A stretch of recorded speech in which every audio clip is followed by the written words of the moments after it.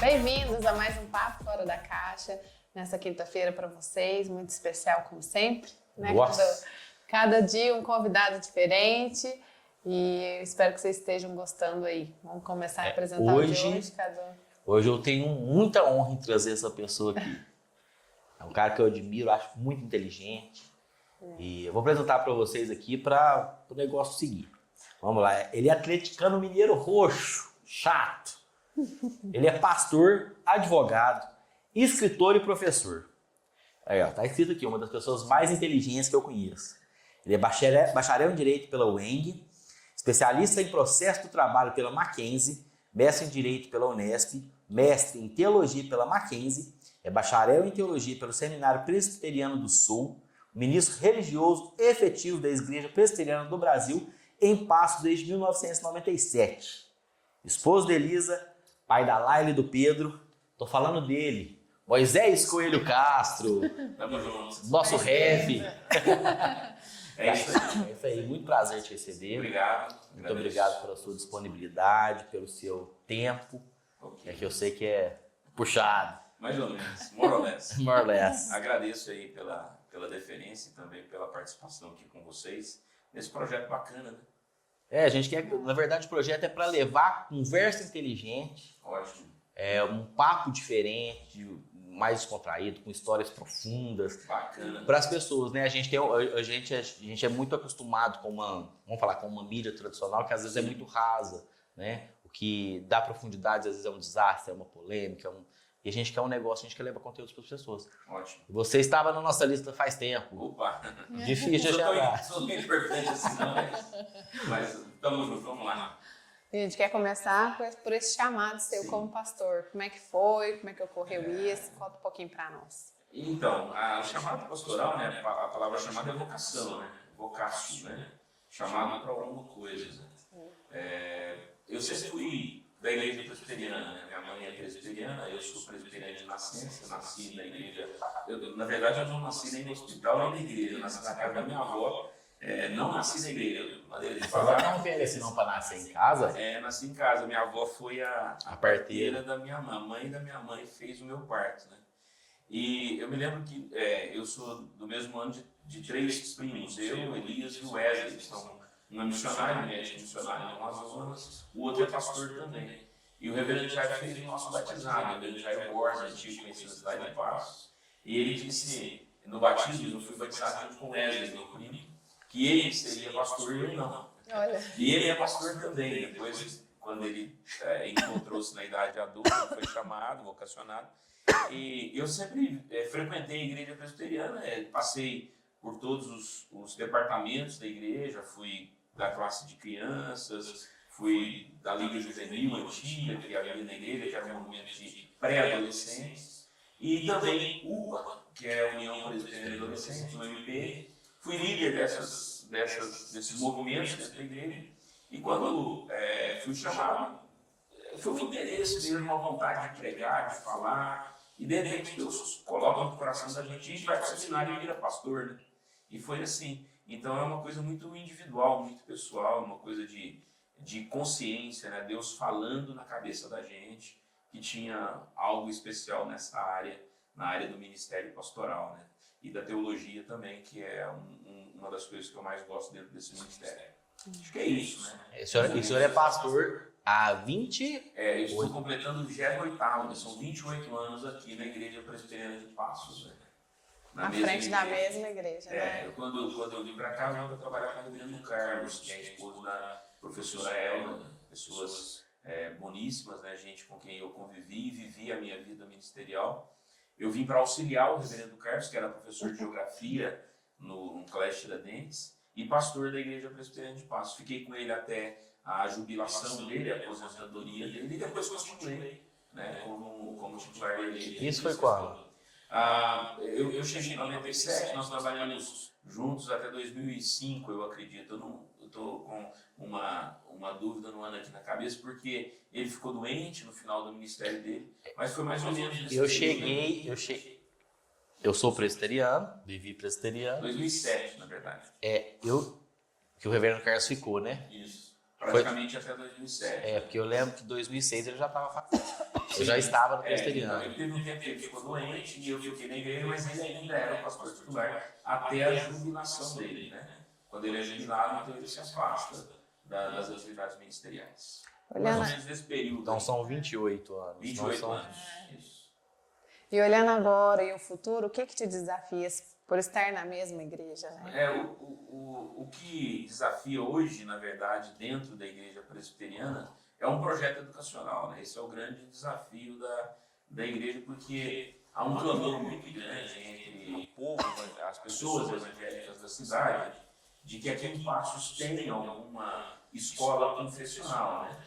O que seria essa escola confessional? Uma escola que apresentasse aos estudantes, às crianças, adolescentes, jovens, o ensino curricular normal, né, das diretrizes educacionais do Brasil, mas que ao lado, paralelamente, oferecesse uma educação de valores, uma educação que fosse voltada por uma tradição religiosa que é a Igreja Reformada, da qual a Igreja Presbiteriana faz parte. Acho que o grande desafio hoje ministerial para mim, né, como pastor da Igreja Presbiteriana, é o desafio educacional. E como que está esse projeto? Bom, o projeto é um projeto antigo, né? A igreja sempre funcionou, a Igreja Presbiteriana de Passos, ela foi organizada na década de 1940, mas na década de 80, sob a liderança do reverendo Antônio Lemos, foi construída uma escola na igreja. Então nós temos um prédio educacional, claro que para um período dos anos 80, século XX ainda, era um sonho da igreja ter uma escola, e esse sonho se concretizou mais não. A igreja recebeu uma escola durante 30 anos, que foi o colégio objetivo, né? Então, por 30 anos a igreja tinha uma escola, mas não pertencia à igreja. E esse sonho sempre acompanhou os membros e a liderança da igreja.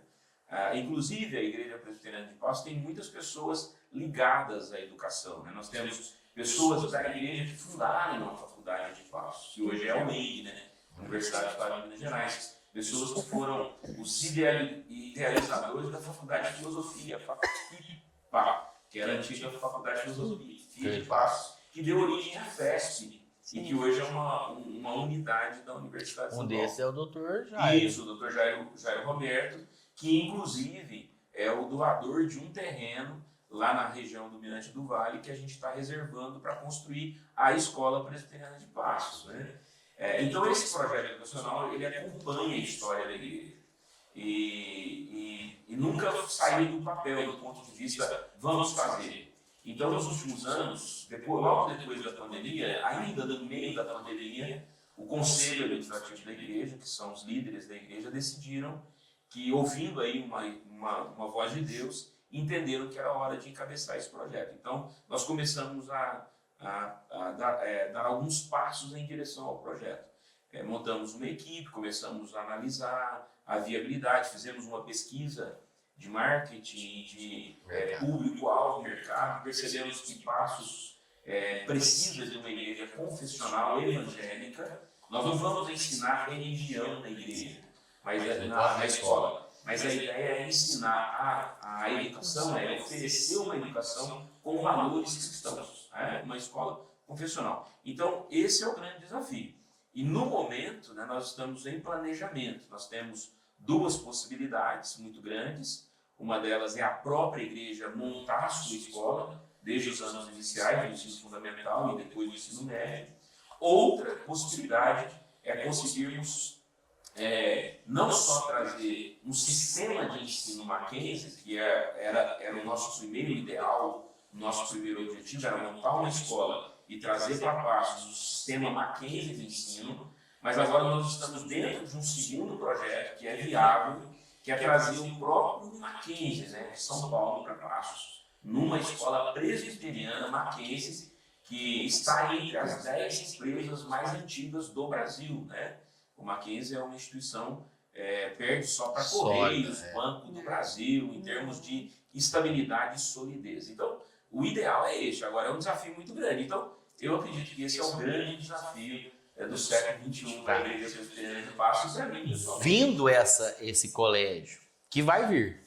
Eu creio sim. Já está na metade do caminho. Isso. Se você for pensar de São Paulo para cá, está lá em Mococa. Nós já temos a área destinada, ou seja, cerca de 5 mil metros quadrados, podendo acrescentar a esta área outras áreas próximas que estão contíguas, né? Que é possível você aumentar essa área.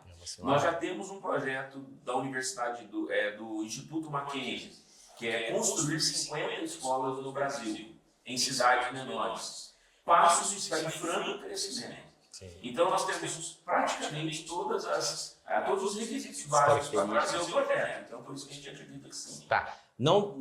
Antes de construir, iniciar e fazer a escola lá nesse terreno de 5 mil metros, tem a possibilidade de ele se iniciar nos próprios departamentos da igreja hoje. Exatamente. Nós temos um edifício que está sendo reformado, uma previsão de gastos de uns 2 milhões de reais mais ou menos com a reforma.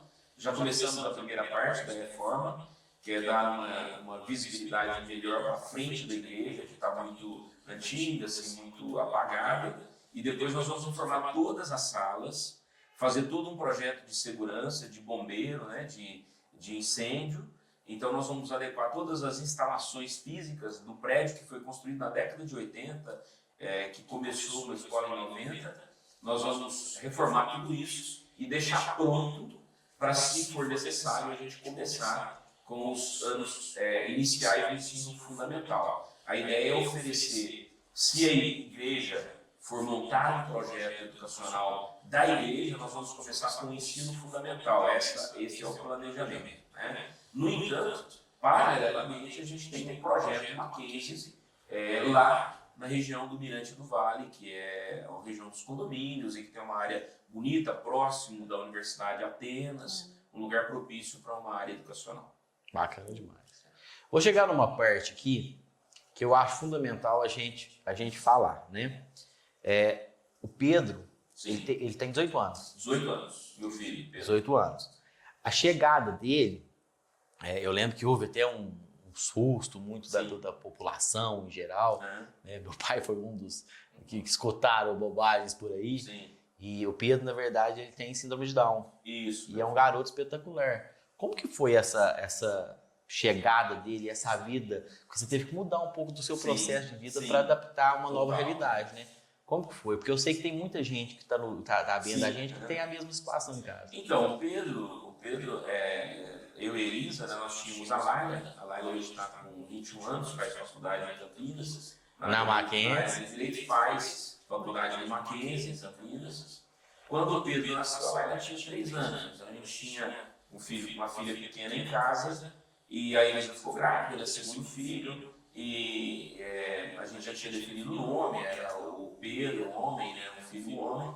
E quando ele nasceu, a gente levou um susto danado, porque durante toda a gravidez nós não tivemos nenhuma indicação de que o Pedro teria alguma deficiência, né? E quando ele nasceu, logo nos primeiros dias, o pediatra que nos atendeu na Santa Casa e o Dr. Wellington, que era ginecologista da Elisa, eles nos informaram, né, que o Pedro vinha com uma síndrome, né? Ele tinha vindo com uma síndrome, a famosa trissomia do 21, que é um cromossomo a mais em cada célula do número 21. Então ele é a trissomia, 3 cromossomos em cada célula. Então ele tem um pouquinho a mais de nós, né? Ele está além. Ele é mais evoluído. É isso. Então o Pedro é síndrome de Down, então nós levamos esse susto, né? Foi um momento assim, muito difícil para a gente adaptar a uma nova realidade não esperada, porque foi um imprevisível que aconteceu na nossa vida. E nós recebemos o Pedro, né? Está lá uma criança síndrome de Down, cheio de expectativas e ao mesmo tempo de inseguranças, né? Incertezas, né? E convivemos com isso durante 18 anos. Então o Pedro vem crescendo, se desenvolvendo, nos surpreendendo a cada dia, e nós também, como pais, também nos surpreendemos, porque, por incrível que pareça, o mundo não é preparado para receber pessoas com deficiência, né? Aliás, há até uma rejeição a isso. Né? A gente encontra muito preconceito, a gente encontra muita curiosidade negativa, as pessoas que não entendem muito bem o que é uma deficiência, pensam que é uma coisa, pensam que é outra. Né? O Pedro hoje tem 18 anos, tem gente que chega para mim, nossa, ele é uma criança. Eu falo, não, ele não é uma criança. Ele é um jovem. Ele é um jovem, ele já foi adolescente, ele já foi criança. Né? Hoje ele tem os gostos dele, os programas que ele gosta de assistir. Então, dentro da deficiência dele, ele é uma pessoa com síndrome de Down que vem se desenvolvendo, vem crescendo, vem amadurecendo. E são 18 anos de lutas e desafios, né? Mas tudo bem, né? Foi difícil, né? Receber uma criança especial em casa, um filho com deficiência. Para mim, para Elisa, para Laila, que é filha e irmã, né? Foi muito duro, mas ao mesmo tempo foi um desafio gostoso, né? Porque a gente viu que conseguimos vencer, né? E continuamos com desafios. Né? Hoje mesmo eu já estive com o Pedro numa consulta de um neuro, né, para encaixar algumas coisas que a gente precisa no momento, que é aquele cuidado constante, né, diariamente. Né? Mas é uma benção, né? Sim, a gente encontra com ele. Especial, né? Eu falo que o síndrome de Down ele tem uma fisionomia próxima, né? Sim, todo síndrome de Down tem uma fisionomia próxima. Apesar dele parecer pra caramba contigo, né?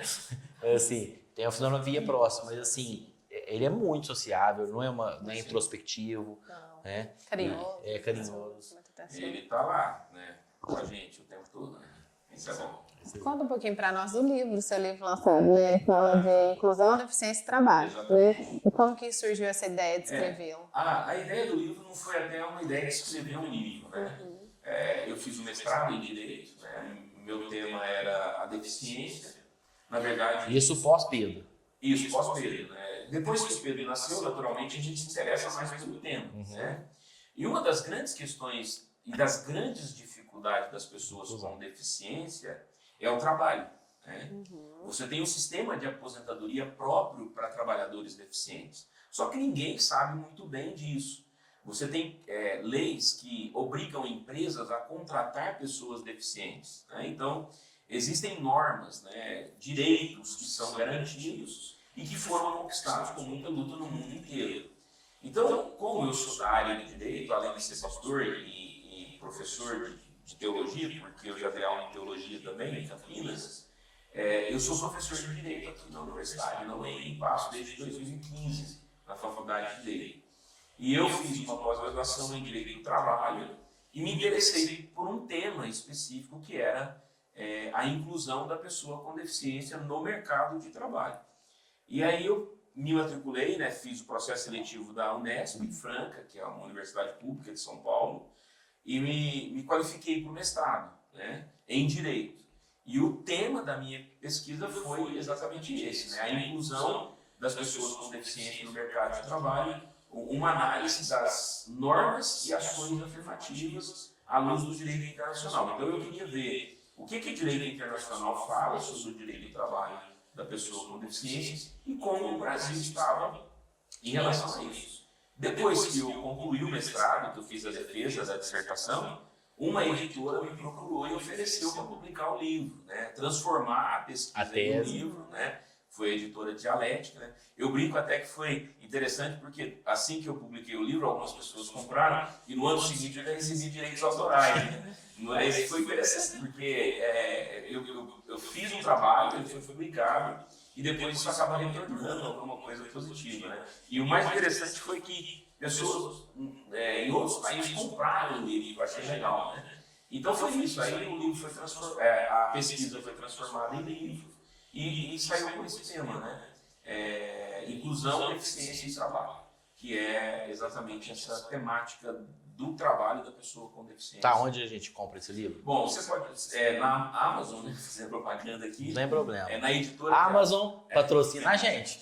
Na editora Dialética, né, você pode comprar. Eu acho que a venda do livro é feita em sistema para o Kindle, né, e-book, né, e-book, e também papel, né? Então é fácil, é só digitar lá no Google, inclusão, deficiência e trabalho, no Exército Eficaz, vai aparecer lá um livro colorido. É o meu. Tá lá.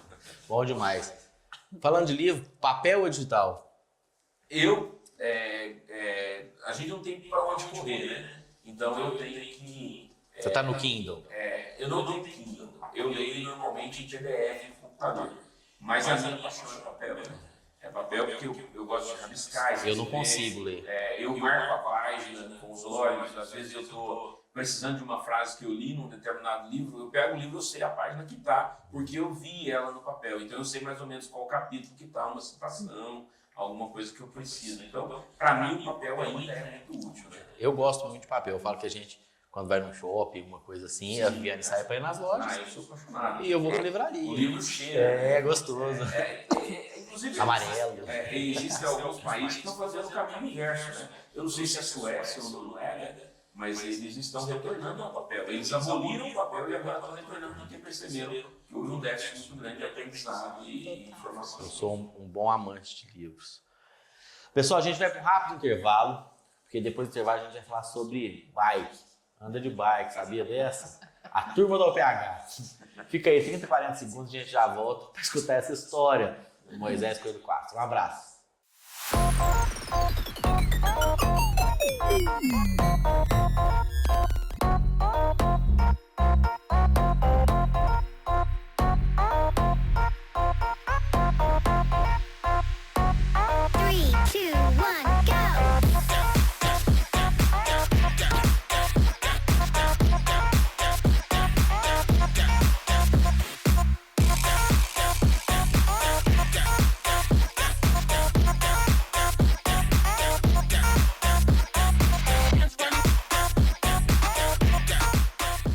Voltamos aí falando um pouquinho de bike. Bike, vamos introduzir isso.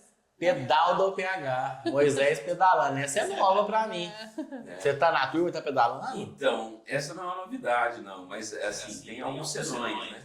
Na verdade, a bike surgiu no período da pandemia, né? Milhares e milhares de pessoas no Brasil e no mundo compraram bicicleta na pandemia. A maioria dessas bicicletas foi encostada, né? Inclusive a minha já foi encostada em alguns períodos, né? Mas a ideia da bike surgiu exatamente para ter alguma coisa para fazer no período da pandemia. Foi muito legal porque é um grupo da igreja, existe um ciclista da igreja que é muito famoso aí, que é o Thiago Machado. Ele até faz competições junto com a esposa dele, a Carol Machado. São dois loucos. Eles são loucos por Vão pra bicicleta. E o Thiaguinho influenciou algumas pessoas na igreja e eu e o pastor Rômulo, né? Só que o pastor Rômulo vendeu a bicicleta e não anda mais de bicicleta. Eu mantive a bicicleta, ela continua lá em casa. Inclusive, sábado passado, nós fizemos um passeio. Eu, o Thiago e o Dr. Fábio. Então, eu não sou um ciclista, eu ando de bicicleta com os colegas que gostam de bicicleta. E há uma brincadeira nessa jogada da bicicleta que eu sempre fui meio gordinho, né? E gordinho tem dificuldade de emagrecer. Eu não conheço nenhum gordo que não tenha dificuldade de emagrecer. E aí a ideia era que eu perdesse pelo menos 10 quilos na bicicleta. Então eu prometi para o grupo, a gente chama de pedal da UPH, que é pedal da União Presbiteriana de Homens, né? Mas as mulheres vão também, a Carol vai, a Natália e o Fábio. Então tem muita gente que vai nos pedais. E a promessa era emagrecer 10 quilos. Então quando eu estou aproximando da perda dos 10 quilos, eu deixo a bicicleta e engordo de novo. Por quê? A promessa era, se eu perdesse 10 quilos, eu ia fazer uma comida lá em casa, que eu gosto de fazer sempre, que é uma paella mineira, né? Uma paella mineira, que é uma paella de carnes, né? Então, toda vez que eu estou me aproximando da perda dos 10 quilos, eu paro para não ter que fazer a paella. Então, eles ficam brincando comigo nesse sentido. Só para você não fazer. Eu não quero fazer, é uma brincadeira, na verdade, né? A próxima pergunta já era sobre ela, né? A Galope é o país, agora é o Galopé. Galopé é o país. Não, eu gosto de cozinha, né? A Elisa, minha esposa, fala que a minha paixão é a cozinha. E de fato, eu gosto muito de cozinhar. Talvez é por isso que eu sou tão gordito assim, né? Mas eu tenho o hábito de fazer para algumas pessoas 2 comidas que eu gosto de fazer. Uma delas é a paella mineira, que é uma paella com todas as carnes, né? Costelinha, bacon, calabresa. Quase uma feijoada, só que com arroz. Só que com arroz, né? E ela é feita na paelleira, mas é de forma diferente. Ela não é feita toda misturada. A gente vai misturando as coisas aos poucos. Então é um prato que eu gosto muito de fazer, que fica muito bonito, serve muitas pessoas. E um outro prato meio exótico, que é o galopé. Que é galo, um frango bem criado, até com espora, né? com pé de porco. Todo mundo acha que fica uma coisa muito gorda, né? Muito calórica. E não, é um prato muito até suave, porque a gente escorre toda a gordura, fica uma coisa bem sequinha. E as pessoas gostam muito, inclusive acho que a sua avó, em memória, né? A dona Lourdes, uma vez comeu junto com seu pai e sua mãe. Você fez lá no sítio, né? Isso, lá no sítio do seu pai, um galopé lá. Eram 2 galos e uns 3 quilos de pé de porco, tinha uma turma lá. Comeram até, não sobrou nada. O próprio doutor Jair Roberto estava lá, né? Sim, o doutor Jair Roberto, que é o nosso presbítero da igreja, que foi o doador da área da escola presbiteriana. E essa paixão de cozinhar veio da onde? Da minha mãe. Eu cresci vendo a minha mãe fazer comida nas madrugadas, né? Porque meu pai trabalhava na usina e a minha mãe fazia comida para meu pai de madrugada. Ela não esquentava para pôr na marmita, porque ele ia passar o dia trabalhando. Então a comida do dia para ele tinha que ser feita cedinho, né? Então minha mãe, eu acordava na madrugada e via minha mãe fritando carne, cozinhando arroz, fazendo feijão, para montar a marmita do meu pai. E eu sempre fiquei ali vendo ela cozinhar. Então frango caipira e outras comidas que ela faz. Hoje às vezes eu cozinho lá em casa para a família, para minha mãe, para todo mundo, por causa dessa paixão aí pela culinária. Né? O seu pai trabalhou na usina? Na usina, durante 27 anos. Uau. E a marmita da usina, eu sei que é aquelas que o cara às vezes come 10 horas da manhã, tem que sobrar um pouquinho para aceitar o horário. Garrote, né? Que chamam de garrote, né? Então tinha que ser uma marmita bem ligada, né? Uma marmita boa, né? Então foi isso. Eu vi, meu pai sempre também gostou muito de cozinhar, ele fazia as comidas dele, e foi uma coisa de casa mesmo, uma coisa de roça, né? De ambiente meio rural, porque meu pai também foi agricultor e tal. Bacana. Mais ou menos isso. Eu falo assim, a gente para falar um pouco de Moisés na nossa história, eu lembro que a gente mudou o nosso casamento 3 vezes de data para você fazer. Para eu fazer o casamento? Que eu nunca podia ir nas datas que a gente podia. Tinha outras coisas marcadas. Tinha outras coisas marcadas. E eu queria, assim, casado com a Elisa faz 28 anos. 28 anos. É uma grande história, né? 28 não, anos. 26 anos. 26 anos. 98. Não vou pedir nem pra cortar, porque fica hilário. Mas assim, então são 28 com namoro. Com namoro. Mas são 28 Não, dá anos. mais. Namoro dá mais um pouquinho, então. É porque a gente namorou antes, tá? Mais ou menos isso. Que lance. Não, porque antes da gente se casar, a gente teve um namoro na juventude, né? Aí ela foi fazer faculdade, eu fui fazer seminário. Aí separaram. Aí separamos, ficamos distantes um tempo. Depois, quando eu me tornei pastor, voltei para Passo, ela já havia se formado, ela é fisioterapeuta. E aí nós nos encontramos de novo e nos casamos em 98. Né? De 98 para cá, a gente tem 26, mas tem um tempinho antes. Né? Legal. Nós nos encontramos em 97. Tem uma história próxima agora, até com pessoas próximas a nós, que é o Silas Coletista, né? Namoraram antes, foram para a faculdade, se afastaram, formaram os 2 médicos, agora voltaram e vão casar. Isso também, mais ou menos isso. Mais ou menos essa história. O retorno de namoro antigo é casamento. É casamento. Entendi. A gente foi de uma vez mesmo. Agora, assim, você é casado há 26 anos. Sim. Tem uma história bonita. Tem a Laila com 21, né? Isso. 21. O Pedro com 18. Então é uma história de família. Você como pastor, qual que é a importância do ministério de casais, desses encontros de casais, dos pequenos grupos de casais, para cuidar desse nicho tão específico que hoje está muito banal? Sim. Né? A gente sempre fala de relacionamento aqui, porque hoje está a Mônica Dyer falou na entrevista dela aqui que está mais fácil desistir do que insistir. Né? Eu conheço casais de 10 anos de namoro e 1 ano de casamento. Não dá certo. Sim. Né? Então, assim, hoje está muito banal.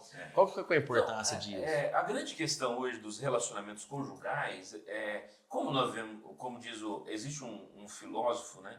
Um sociólogo, mais sociólogo que filósofo, que é um polonês chamado Zygmunt Bauman. Ele escreveu um livro que deu título à sociedade pós-moderna, que é pós-século XX e início do século XXI, que é a pós-modernidade.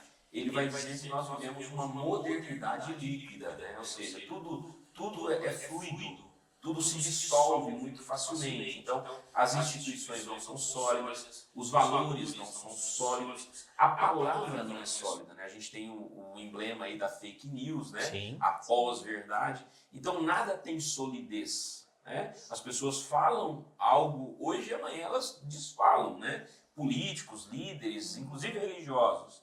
Então, nós vivemos uma modernidade líquida. Então, segurar algo, fazer com que tenha solidez é mais difícil hoje na atualidade. Por quê? Como nós estamos centrados no individualismo, na liberdade individual, é muito simples você dizer, não, vamos buscar a minha felicidade individualmente. Sim. E o relacionamento conjugal não tem como você buscar felicidade em termos individuais. A única maneira de ser feliz num casamento, numa família, é buscar felicidade, que não é uma coisa perene, constante. Você tem momentos felizes, é você buscar a realização pessoal, não no indivíduo, mas na coletividade, porque é um grupo, né? Marido, mulher, filhos, às vezes não tem filhos, mas é marido e mulher. É uma conjugalidade, são duas pessoas que andam juntas, né? Cônjuge, né? Ao lado de alguém, você está amarrado a alguém. Né? Até a palavra amarrado é muito criticada, ninguém está amarrado a ninguém, né? Ninguém está preso a ninguém. Então, hoje é muito difícil você manter um relacionamento. Então, por causa dessa fluidez, trabalhos que incentivem, que valorizem a família, o relacionamento conjugal, são importantes, porque a conjugalidade, a vida comum, a vida a dois, ela pode ser muito boa, e é muito boa quando ela é vivida de forma correta, de forma saudável. Então, a igreja presbiteriana e muitas igrejas valorizam isso, a importância de você construir uma vida não individual, mas conjugal, com alguém ao seu lado. E todos nós sabemos que não nascemos para sermos torrentes, né? Em náufrago, né? Sozinho, com a bola de vôlei livre, né? Porque ele cria, na imaginação dele, ele cria uma pessoa para se relacionar ali numa ilha, sozinho, deserto, né? Num lugar deserto. Então, nós somos seres sociais. E há uma facilidade muito grande para vivermos bem no casamento. E acho que uma grande ênfase que nós damos na igreja é a seguinte, é uma frase até, acho que, salvo engano, do reverendo Adão Carlos Nascimento. Não existe casamento tão bom que não possa ser melhorado, e não existe casamento tão ruim que não possa ser consertado. Então a gente parte desse princípio. É claro, é óbvio que existem situações que às vezes o relacionamento conjugal é inviável, mas nós acreditamos que é possível restaurar. Se você acredita no ser humano que ele possa se recuperar de algum trauma, de alguma crise, de algum defeito, de algum problema, então você pode acreditar que as pessoas podem ser transformadas, podem mudar e melhorar os seus relacionamentos. Eu acho que é isso, né? E porque também nós partimos do princípio divino, né? O casamento foi meio que instituído ali por Deus, no Gênesis, né? Deixa o homem, pai e mãe, una-se a sua mulher, tornem-se os dois uma só carne, vão viver juntos, né? E vão buscar ser felizes juntos. Eu acho que essa é a grande tônica do casamento. A importância dos encontros de casais, né? Que é muito importante, né? Exatamente. E como eu disse, né, que a sociedade é muito fluida, líquida, esses encontros de casais, que são momentos de reflexão, de meditação, de bate-papo entre os próprios casais, você percebe que ali entre os casais, existem muitos problemas. Né? Na minha vida tem, na sua vida tem, na minha vida com a Elisa, quantas vezes nós não enfrentamos problemas conjugais? Então, esse ambiente de discussão, de bate-papo, de compartilhar experiências, é um ambiente propício para você rever os seus valores e, quem sabe, restaurar o casamento que está perdido e tudo mais. Até como experiência própria, né? A gente teve uma época que pós-casamento, a gente separou, a gente ficou 2 meses, né? 2 meses separados. Estávamos em casas diferentes, muito porque a gente estava levando trabalho para casa e tal. E eu lembro que a gente foi fazer um encontro de casais. E, tipo, era super estranho, porque nós não estávamos juntos, né? Vocês estavam meio não afastados. Era um casal, a gente né? não era um casal, a gente tinha sido um casal. Estávamos... meio separados. Estávamos separados mesmo. Mas, assim, nós fomos tentando dar um novo ar para ver se, né? Acreditando que poderia dar certo novamente. E lá no encontro teve um momento, isso foi até em Franca, nem foi aqui, teve um momento de compartilhar. E depois foi uma chave, porque a gente virou um pro outro e falou, cara, nosso casamento é perfeito, nós não temos problemas. Porque o problema que a gente acha que é muito grande, que a gente está vivendo, se você pega uma ótica de um outro, Exatamente. O dele é muito maior. E aí a importância do encontro. Então assim, essa troca. Os pequenos grupos também, né? Que é Sim. mais íntimo ali, Exatamente. aquele grupo maior, de um tempo maior. A Igreja Presidente de Paz tem um princípio do Ministério de Casais, né? É casais mentoreando casais. Então, os próprios casais que já passaram por dificuldades se juntam para conviver e viverem novas experiências para melhorar experiências passadas. Né? Então, acho que isso é uma questão muito legal. É um fundamento, é uma base. Nós estamos estudando o livro Casamento Vertical agora, que é super bacana. Fica a dica para vocês aí, baratinho. Vai lá. Voltando um pouquinho na Laila, Sim. o pastor Moisés. Pastor Moisés. Esse direcionamento vocacional veio muito de você, assim, como é que Por foi? ela tá fazendo A direito. gente, ela tá fazendo ela em direito casa, lá, tanto eu quanto a Elisa, nós resolvemos que não iríamos pressionar nem influenciar muito. Você viu? A formação. Não, Há uma pressão. na verdade, ela nunca se sentiu pressionada, eu acredito que ela poderia falar isso por ela mesma, né? Com questão profissional. Eu nunca exerci profissão na área jurídica, a não ser a docência. Então, eu não fui advogado. Embora... Seja, mas não exerceu. Eu sou advogado, mas eu nunca militei como advogado. Então, eu já dei consultorias, orientei pessoas, fiz até alguns pequenos processos para ajudar alguém, participo de um movimento de conciliação. Né? Hoje eu sou conciliador do Tribunal de Justiça de Minas Gerais e estou concluindo o curso de mediação para ajudar a Justiça a desenvolver esse método de composição de conflitos, né? Que é a mediação e conciliação, que são métodos adequados para solucionar conflitos muito melhores do que a Justiça, às vezes. Então, eu nunca militei, eu nunca fui um jurista, do ponto de vista prático. Então, ela nunca olhou para mim e falou, meu pai é advogado. Ela me viu sempre como pastor e professor. E na escola, ela teve uma influência muito grande do ambiente escolar, que na área da matemática, é engenharia. Né? E na outra área é medicina. Então, você tem dois cursos Para seguir enquanto você está no ensino médio. Ou é engenharia ou é medicina. Né? Então, quase que eu chego a concluir que mais da metade das salas do ensino médio falam que vão fazer medicina. Então, ela foi influenciada por esse discurso, mas ela caiu a ficha. Ela não gostava dessa área, ela sentiu isso. E ela tomou uma decisão, vou fazer o vestibular para o direito no Mackenzie. Então aí eu orientei, acompanhei, ajudei ela a fazer a inscrição, porque foi no período da pandemia. Inclusive ela começou o curso online, à distância, porque estava na pandemia. Então foi uma opção mesmo, ela chegou ao direito e ela gosta, ela se interessa muito pela questão dinâmica do direito, que é uma ciência social aplicada, né?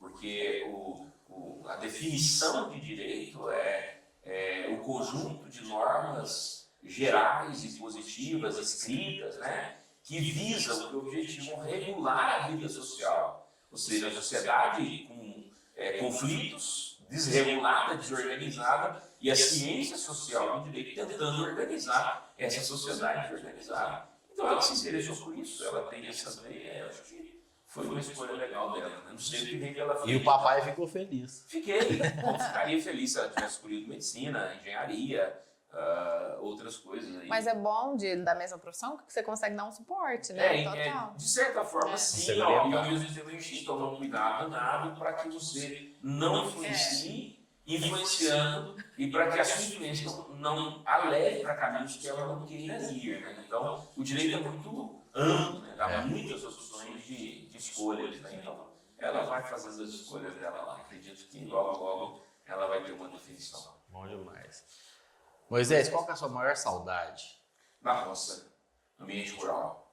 Mas na época que você era pequeno? Quando eu era muito pequeno, minha mãe morou na roça, meu pai também. Eu me lembro ainda criança pequena de conviver com a roça e pré-adolescente e adolescente eu tive uma convivência com a roça muito próximas por causa da minha avó, que sempre teve roça, né? Sítio e tal. Então eu acordava de madrugada para ajudar o leiteiro a tirar leite, eu arriava a cavalo, subia no cavalo, galopava, caçava passarinho. Daí né? que veio o galopel. Eu caçava passarinho, pescava, né? Cheguei até a tirar espingarda de carregar pela boca, né? Que é aquelas espingardas que põe pó, põe bucha, põe chumbo, põe bucha. Até se carregar o bicho já foi meu, já partiu para ser você. Então, eu tenho saudade da roça, é um ambiente rural mesmo. Tanto é que quando eu vou em algum lugar, eu gosto de coisas da roça, então, porco eu gosto de carne caipira, frango eu gosto de frango caipira, mexerica eu gosto de apanhar no pé e chupar, entendeu? Então, a maior saudade minha é da roça mesmo. Assim. Desse ambiente familiar, a nossa família, minha mãe, às vezes escolhendo frango no galinheiro para comer, né? O meu pai matando porco, minha mãe fazendo linguiça, coisas que hoje é muito difícil. É uma memória afetiva. Sim, é uma memória familiar e ao mesmo tempo de um ambiente que dificilmente voltará na vida cotidiana, né? Eu vou voltar para a roça em momentos específicos, mas não viver mais de roça. E o que você não negocia? Eu não negocio a religião, né, a fé, né, cristã. Eu sei que eu tenho muitas coisas diferentes em termos de crença, né, de muitas pessoas, mas existem alguns pontos da religião que eu não negocio. Por exemplo, a crença que por trás desse universo fabuloso que a gente tem, dessa diferença, dessa diversidade aqui entre nós, pessoas tão diferentes, existe um Deus, né, soberano, que idealizou, né, que criou isso tudo, uma força sobrenatural. Então isso é inegociável, né? A crença em um ser soberano que está por trás de nós, inclusive desse momento aqui que a gente está vivendo. Né? Sim. Acho que é isso. O que você ainda quer realizar? Bom, eu quero escrever outros livros. Uma das coisas mais interessantes que eu tenho é que eu ainda não publiquei os livros que eu quero escrever. O que foi publicado foi, saiu. Já publiquei artigo, conto, né, já tenho textos publicados em outros lugares. Esse livro mesmo que saiu com um texto acadêmico, né, e tal. Mas eu acho que uma coisa que eu quero fazer muito ainda é escrever um livro da minha vida e conhecer alguns lugares que eu ainda não conheci com a Evelina, que é a minha esposa, né? Quais lugares? Lugares muito... assim, por exemplo, a gente já foi no Nordeste, mas não foi uma experiência assim, muito positiva. Então a gente queria ir no Nordeste, né? A gente sonha, de repente, conhecer um outro país juntos. Né? Então tem algumas coisas que a gente já quer fazer. Né? Mas são sonhos e coisas legais que todo mundo tem. Né? E tem assim, é uma lista, né? É uma lista. Depende, né? A gente consegue. Né? Praia ou serra? Praia. Eu gosto de praia, embora eu goste muito da serra. Daqui a pouco tá lá. Sim, logo. Moisés, eu agradeço demais, cara. Opa, eu que agradeço. Esse bate-papo. Era uma vontade nossa de trazer aqui. Sim. Já faz tempo. Esse projeto, você sabe, de muitos anos já atrás. De longa data. A gente resolveu fazer assim num ímpeto, né? O vai ou faz. Não tem uma segunda, faz ou faz, não tem a segunda opção. Mas te agradeço demais. Eu que agradeço. E espero que você volte outras vezes, que as pessoas que estão nos assistindo agora possam ser tocadas pelas suas palavras, tanto na questão familiar, de casal, na questão do Pedro, né? Pela síndrome de Down, a Laila, que você não faça direito, né?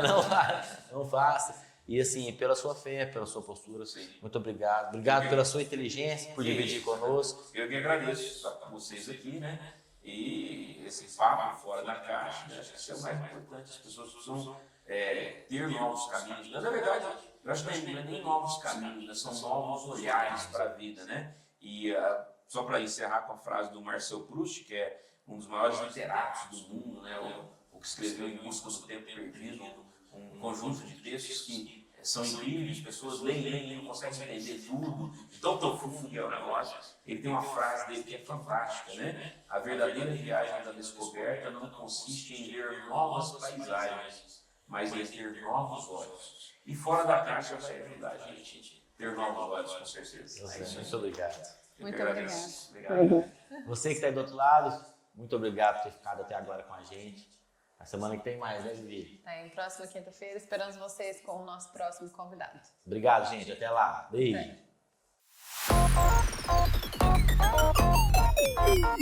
Até.